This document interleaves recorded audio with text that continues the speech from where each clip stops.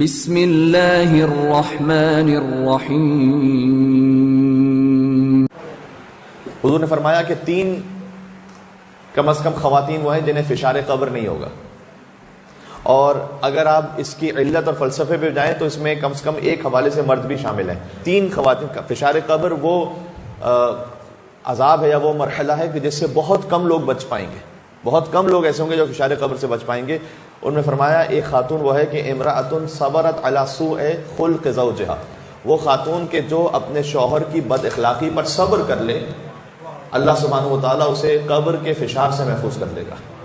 اور اس کی وجہ بھی سمجھ میں آتی ہے، کیونکہ امیر المومنین نے ایک وجہ بیان فرمائی ایک اور حدیث میں، فرمایا خدا اس سے بہت زیادہ کریم ہے کہ ایک شخص کو ایک ہی چیز کے لیے 2 مرتبہ سختی سے گزارے۔ تو اگر دنیا میں ایک مرتبہ وہ سختی جھیل چکی ہے یا جھیل چکا ہے اور صبر کر چکا ہے، تو اللہ سبحانہ و تعالیٰ سے بہت زیادہ کریم ہے کہ قبر میں اسے دوبارہ سے سختی سے گزارے، پھر سے فشار سے گزارے۔ السلام علیکم۔ اللہم صلی علی محمد وعلی محمد۔ تو اس کے لیے یعنی آپ احادیث کا کرکس دیکھیں گے نا، وہ یہ ہے کہ کسی طریقے سے خانوادے کو بچا کے رکھو، اس نظام کو چلاؤ۔ فرمایا کہ ایک خاتون ہے، یا پھر اگر اس کی علت پر غور کیا جائے تو انشاءاللہ مرد بھی، کہ اگر وہ صبر کرے بد اخلاقی پر تو اللہ سبحانہ و تعالیٰ فشار قبر سے محفوظ کرے گا۔ اور آگے 2 اور خواتین کا ذکر کیا گیا، فرمایا امرأۃ صبرت علی فقر زوجہا، شخص ہے کہ جو کوشش پوری کر رہا ہے اس کے باوجود بھی فائنینشلی وہ اتنا اسٹیبل نہیں ہو پا رہا، تو شوہر کے فقر پر صبر کرنے والی خاتون کو اللہ سبحانہ و تعالیٰ فشار قبر سے محفوظ رکھے گا۔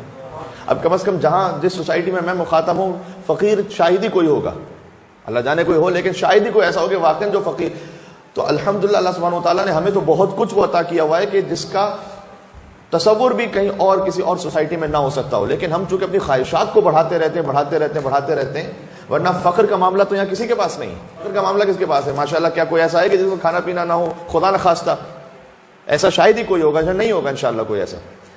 کیا کوئی ایسا بھی ہوگا کہ جس کے بعد بنیادی بیسک نیڈز نہ ہو؟ وہ سب پوری ہو رہی ہوتی ہیں، لیکن چونکہ ہم مولا کائنات کی ایک حدیث کا مفہوم ہے، فرمایا کہ اپنی خواہشات کے بے لگام جانور کو قناعت کی لگام سے کنٹرول کر لو، روک کے رکھو۔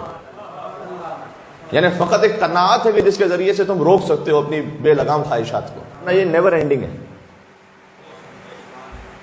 آج ہمیں اس قسم کے برتن چاہیے، وہ برانڈ کے چاہیے، اس برانڈ کا جو ہے نا وہ صوفہ چاہیے، اس برانڈ کے ڈریس چاہیے، اس برانڈ کی، یہ تو کبھی بھی اس برانڈ کی وہیکل چاہیے، پھر اس برانڈ کا جو ہے موبائل چاہیے، پھر وہاں ٹریولنگ ہمیں کرنی ہے تو وہ ٹورزم کرنا ہے، تو وہ میری دوست تھی تو وہ یہاں گئی تھی، وہ میرا دوست تھا تو وہ فیملی اس کی ماں، یہ تو کبھی نہ ختم ہونے والا سلسلہ ہے۔ تو حضور نے فرمایا کہ حتیٰ اگر کوئی خاتون اپنے شوہر کے فقر پر، اس کا یہ مطلب نہیں ہے کہ وہ شوہر جان بوجھ کے فقیر رہے گا، وہ کوشش کرنا اس کی ذمہ داری ہے، لیکن وہ اس پر صبر کر لے، اللہ سبحانہ و تعالیٰ فشار قبر سے محفوظ رکھے گا۔ میں خانوادے کی بات کر رہا ہوں، ریاضت کی جو بات کر رہا ہوں، ریاضت کیا ہے؟ یہی تمرین ہے، یہی صبر ہے۔ کہیں کوئی معاملہ ہو بھی جاتا ہے تو میری آپ سے درخواست ہے کہ آپ اس وقت کم از کم صبر کر لیں اور بعد میں اس بات کو سمجھائیں، ٹیمپر اور ہائی نہ کریں، اس لیے کہ جب 2 افراد ایک دوسرے کے ساتھ غصے میں ہوں تو مولا علیہ السلام نے ارشاد فرمایا ہے کہ غصہ شیطان کا حربہ ہے جس کا اختتام ندامت پر ہے۔ آپ کو میں جتنے مولا علیہ السلام کے احادیث اور اقوال سناتا ہوں، ہر امیر المومن کا کلام وہ ہے جو زندگی کو بدل دینے کے لیے ایک جملہ کافی ہے مولا میرا۔ غصے کا جو اختتام ہے نا وہ ندامت، شرمندگی پر ہے۔ پھر شرمندگی ہوتی ہے لیکن چونکہ ایگو ہوتی ہے لہذا معافی بھی نہیں مانگی جاتی، وہ پائل اپ ہوتا رہتا ہے۔ تو آپ تھوڑا سا صبر کر لیں اور بعد میں کسی مناسب طریقے سے سمجھا دیں کہ وہ بات بہتر نہیں تھی یا وہ بات ایسے نہیں تھی، آپ کو غلط فہمی تھی۔ صبر کر لینا، یہ ہے ریاضت۔ گھر 3 چیزوں کا مقام ہے، میں پھر سے ریپیٹ کر رہا ہوں، گھر ہے عبادت کا مقام، تربیت کا مقام اور ریاضت کا مقام۔ یہ 3 چیزیں جس گھر میں پوری ہیں وہ گھر اسی دنیا میں جنت ہے۔ اسلام فقط اس لیے نہیں آیا کہ آپ کو بعد میں فقط جنت کا وعدہ کرے گا، اسلام میرے اور آپ کے گھر کو جنت بنانے کے لیے آیا ہے۔ اللہم صلی علی محمد وعلی محمد۔ بس بہت زیادہ طول کلام نہیں۔ تیسرا، وہ خاتون حضور نے فرمایا اس پہ فشار قبر نہیں ہوگا کہ جو اپنے شوہر کا جو حق مہر ہے وہ معاف کر دے اور اسے ہبہ کر دے۔ اب یہ اس کا مطلب نہیں ہے کہ ہم جا کر گھر میں یہ کہیں کہ دیکھو وہ مولانا نے کہا تھا، حدیث رسول سنائی تھی کہ تو تم معاف کر دو، تم پہ فشار قبر نہیں ہوگا۔ دوسروں کی ذمہ داری ان کو نہ بتائیں، خود اپنی ذمہ داری کو سمجھیں۔ ہم دوسروں کی ذمہ داری کو طے کرتے اس لیے کہ رسول اللہ نے مردوں کے لیے ارشاد فرمایا کہ تم پر ایک قرض کی طرح ہے، تم پر واجب ہے کہ تم ادا کرو، لیکن اگر وہ ادا نہ کرے تو ایک خاتون معاف کر دے کا فشار قبر سے وہ محفوظ رہے گی. یعنی اس کا مطلب ہے کہ امور خانوادگی کو اللہ تعالیٰ نے ہمارے آخرت کے معاملات سے جوڑا ہے.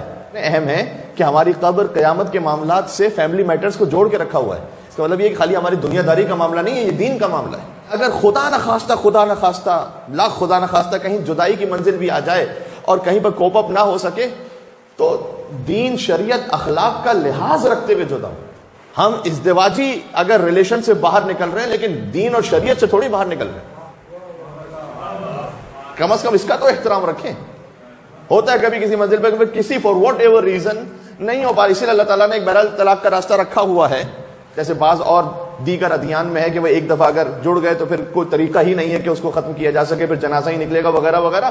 نہیں، ایک راہ رکھی کیونکہ دین عقلی دین ہے، فطری دین ہے، لیکن اس میں اخلاق کا، شریعت کا، واجب اور حرام کے معاملات کا تو لازم ہے کہ خیال رکھیں، لیکن اخلاق اور شریعت کا آپ نے زندگی ساتھ گزاری ہے، 5 سال 10 سال بعض اوقات 20-25 سال زندگی ساتھ گزاری ہے، وہ اتنا تو ورث ہے کہ جب الگ ہو رہے ہو تو احترام کے ساتھ الگ ہو.